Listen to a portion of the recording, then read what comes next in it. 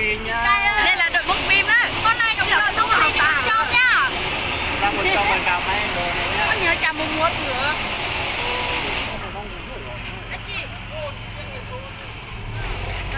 Đúng rồi. Nó là bên tôi một show nè. Đây là bây giờ idol bóng phim. Đây là trong tập là rất là đông nha.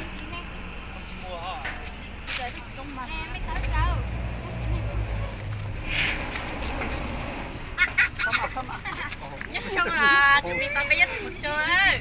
Nó có hốt cơ là nó có hốt đã cả. Đấy không? Luôn chờ. Luôn. Chưa cha. Luôn có nhân danh hoa. Là gì tiền là. Ô, nó mà lại giải chấp lại nè. Có nhân danh hoa.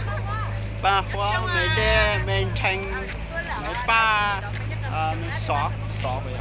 Xóa nè. Dạ. Đây là chữ gió này. Bây giờ chữ gió này. Dạ, Chữ gió. gió. Đẹp trai nha mọi người. Luôn to là cái này. Em muốn cho nha.